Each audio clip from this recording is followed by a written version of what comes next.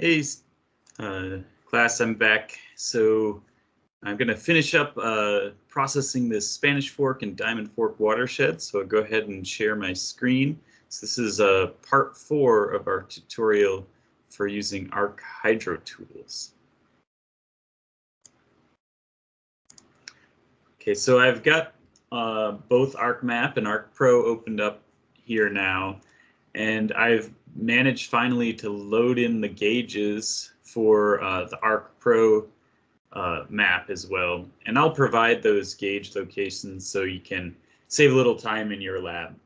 But I'm going to have to you may have to edit those gauge locations to make sure that they snap to your particular streamflow raster, just in case somehow your computer processes it slightly different than mine did.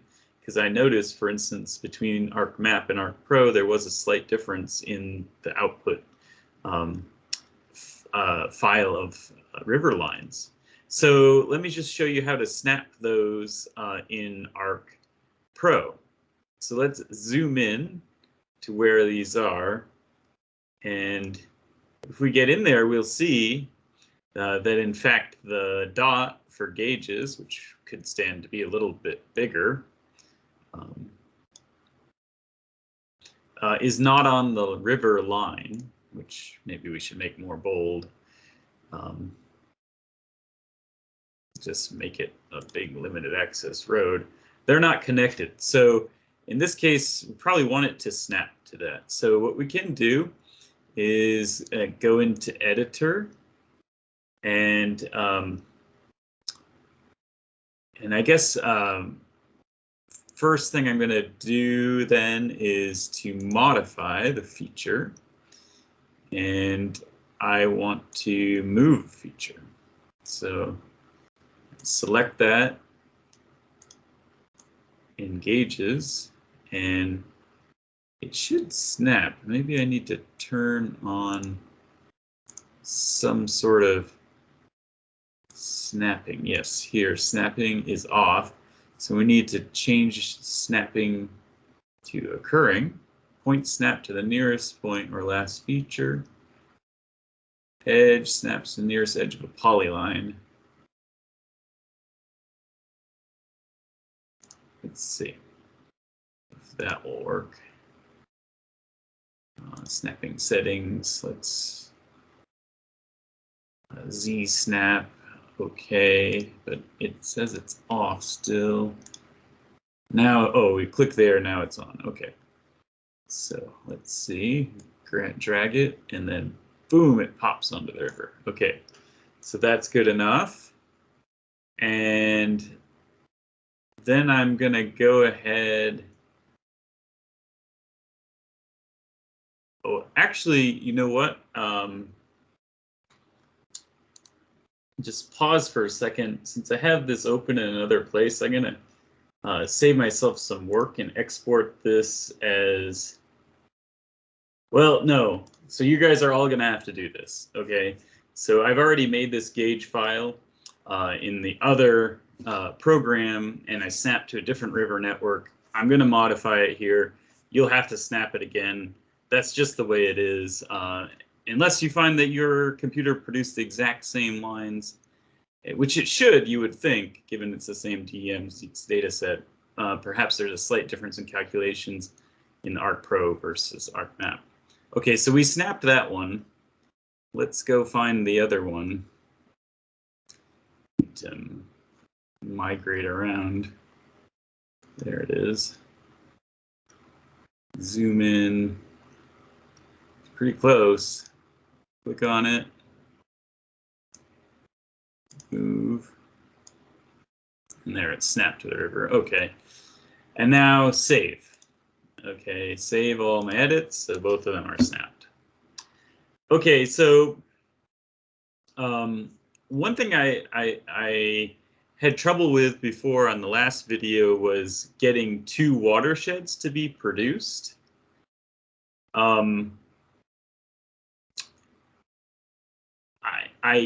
There's a couple ways we could solve that. So one is we could make separate gauge files for each gauge.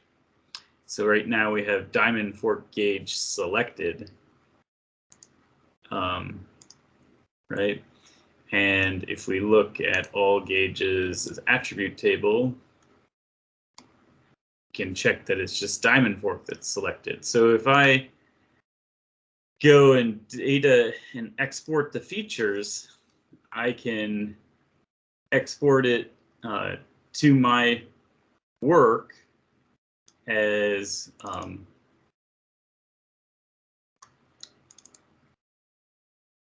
just oops, back up because I just want the location. Okay, and then I would just call it diamond fork gauge dot and say okay. So then that should be there by itself. We can change maybe that to an open circle and turn off the other one. Where is it? Maybe not an open circle.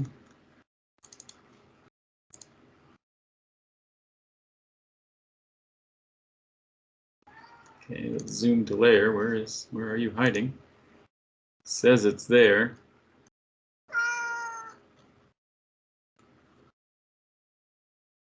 But I'm not seeing it. Zoom to layer. Okay.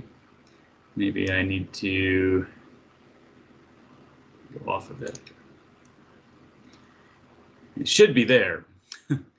I'm going to check by going over to this other side and see if I can load it. So if I go to Geomorphology Labs, Students, myself, diamond fork gauge, add it, zoom to layer. Doesn't seem to be anywhere, so that didn't quite work out.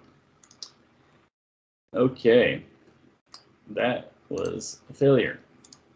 So we go zoom back to layer, turn on gauges, remove that old one. Okay, so let's zoom to layer on this one. So we can see both of them at the same time. Were we still in editor? Let's maybe stop editing, save, okay, yes, and I think we're then good. Can close symbology, close modify features, close create features, go back to map. Let's see if we can select. So it is still selected. We select this one, yeah. So the green one is selected. Now it's Spanish fork gauge. And so it should be possible to go data, export features, and do what we just talked about. So choose myself and say Spanish fork gauge. And I'm not gonna give it a file extension. Let's see if it still works. Okay, I'm gonna turn off gauges, and Spanish fork gauge is sitting there. Okay, so that did work. So I'm gonna turn back on gauges, and I am going to switch my selection, and then I'm going to export the features again. I guess it was unhappy with my adding dot shape, so I won't do that, even though that's the file it made. Diamond fork gauge, and say OK. Okay, so then I'm going to remove gauges because the other two are there. Oh, I removed the wrong one. Control Z. Sorry, remove gauges because the other two are there. Now, it would be helpful to have different colors. So diamond fork will be black, Spanish fork will be red. Okay, so there they are. Now, if we go back to analysis, we can go to Tools, and we wanted to make a watershed.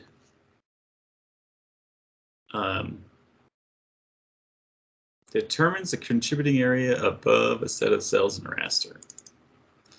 So we input the flow direction raster and input the feature pour point. And so for this case, we'll do diamond fork first, and we will output within my folder diamond fork watershed dot tip. Save. Hopefully that happens, and run. Okay. So that'll take a minute. And I'm going to zoom out, so we'll hopefully be able to see that.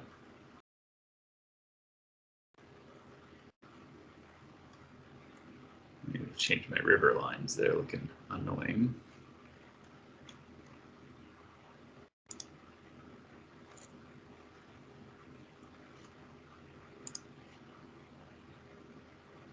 Watershed completed.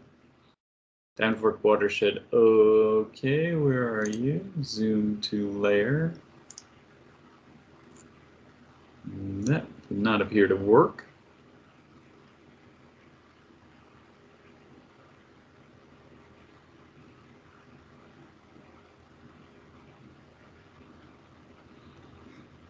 Let's remove that.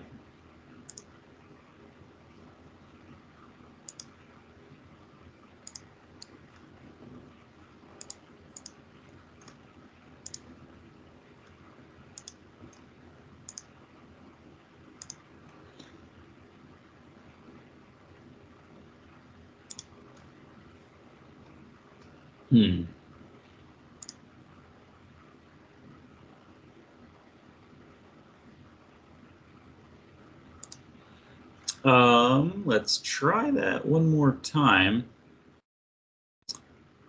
So diamond fork watershed, diamond fork gauge, and the diamond fork watershed 2, and run.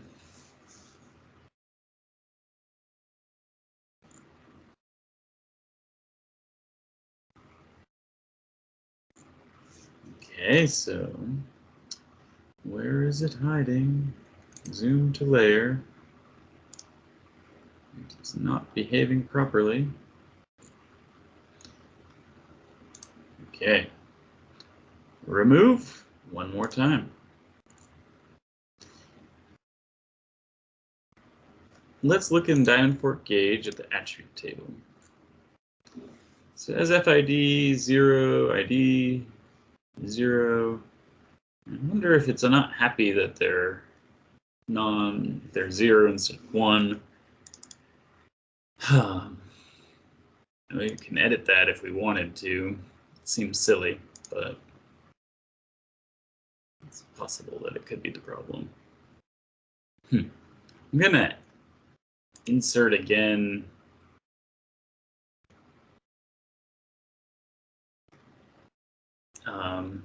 Basically, I'll insert, go back to map, I'll add back gauges.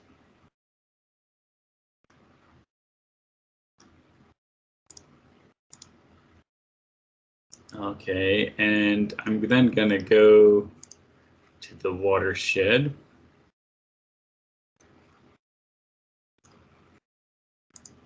Analysis tool.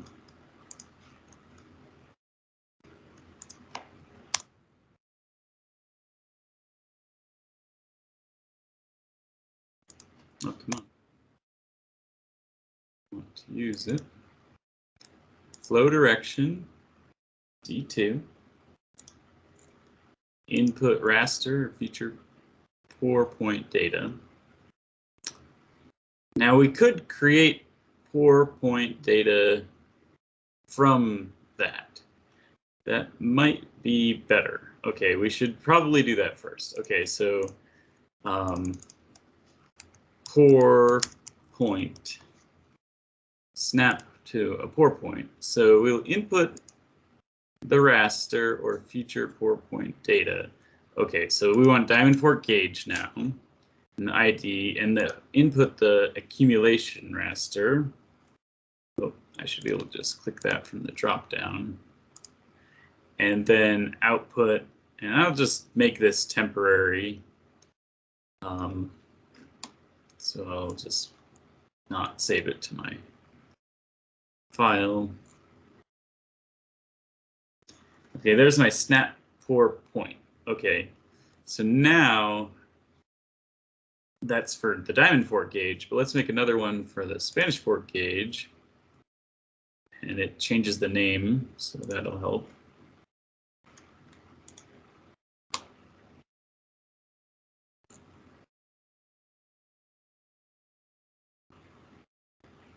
Okay, so that is created. Now we'll go back to our watershed tool.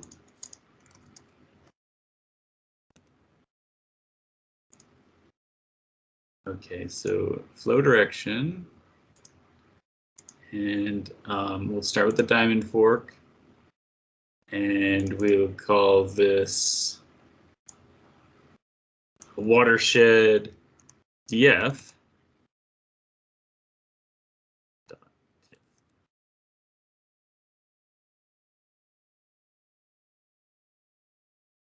Oh, that wasn't happy. Okay. Let's just call it diamond fork watershed. Maybe we can override it. Yes. Okay, run. Cross our fingers.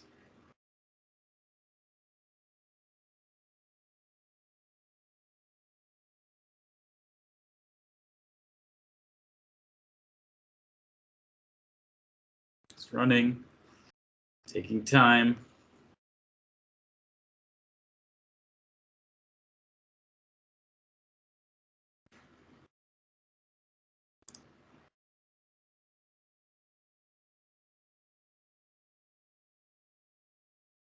Still not done. Hope with taking that much time it will be looking good. It's trying to draw itself. Gives me some hope. Okay, I want to stop looking at this attribute table. Not seeing this watershed, I'm going to put it on top. Doesn't seem to be quite there yet. It's still processing, perhaps.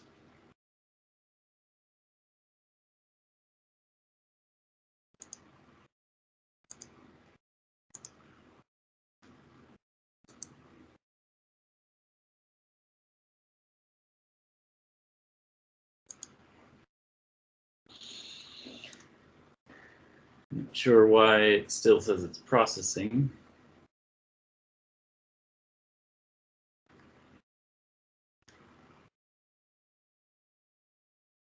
Oh, it had a...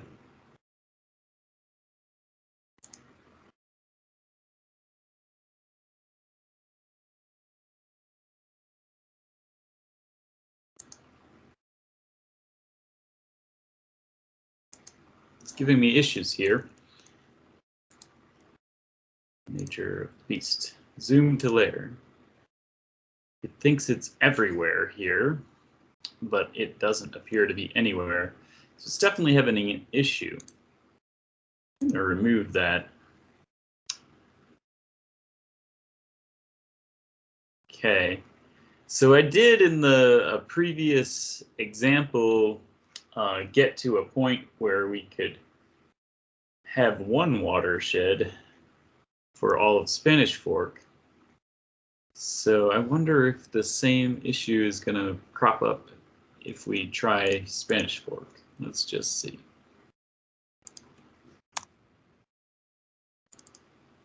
So we input our Spanish Fork.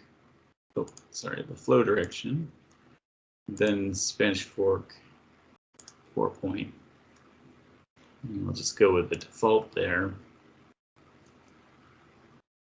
One thing that sometimes happens is things fail when you save over the file server, and so running things locally Saving locally might be a better first step on your own computer, and then moving the file back to the file storage. For whatever reason, I've found that to be an issue on UVU's campus server. So hopefully maybe that's the issue.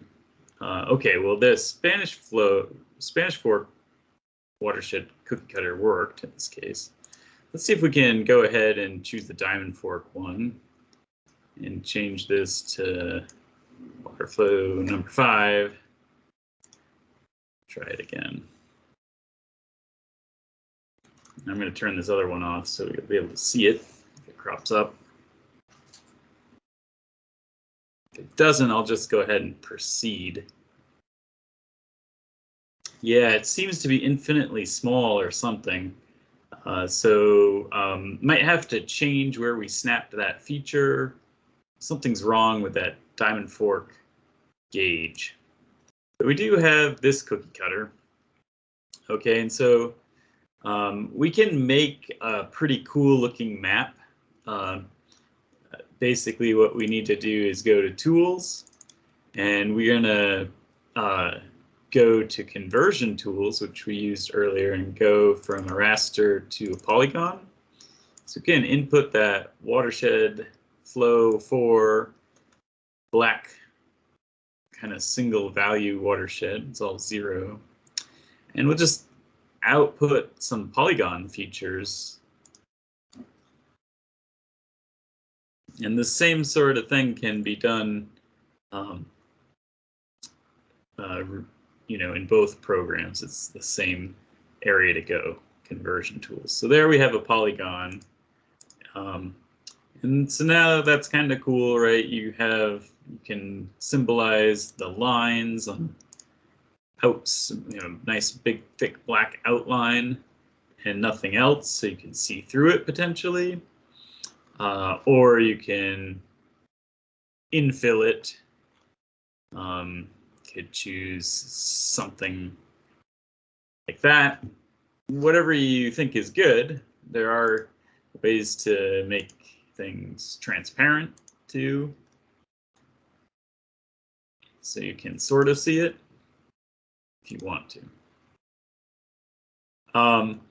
Okay, so now what do we do? So we have like this polygon, which is raster T watershed 1. We can actually use that to cut the DEM out, which is kind of cool. So we can go to Tools, and within Tools, we can go to Data Management Tools, Raster again, Raster Dataset, I believe, and oh, that's not it. Okay, I'm gonna look. I think it's something called Clip, Raster Clip. So let me see, raster processing. Clip raster. So it's under Data Management Tools, Raster, Raster Processing, Clip Raster. So we're going to input our original DEM. In this case, I only have the fill DEM open, but that's okay. We can use that. And we're going to have the output extent to be that of this polygon raster T watershed 1. And it's like, well, that creates, the default in GIS is just make everything like rectangles, like polygons, not polygons, like pixels. But what we can do instead is to use the input features for the clipping geometry, basically the cookie cutter stamp. And then we can change the name of it to the Spanish Fork watershed DEM if you want. Let's try that. SF watershed DEM .tiff. And maintain clipping extent. Okay, I think that seems almost redundant, but I'm going to check that. So hopefully that creates a new DEM. It should be black to white or some other color value, which they gave us here. Yeah, here it is. So, oh, we're seeing the orange over the top. So there it is, just the Spanish Fork DEM. So just to make it show up better, I'm gonna do a few things. So let's change some line weights and things to make things look a little better. So we can go to a really thin river line network, and then we can see our gauges.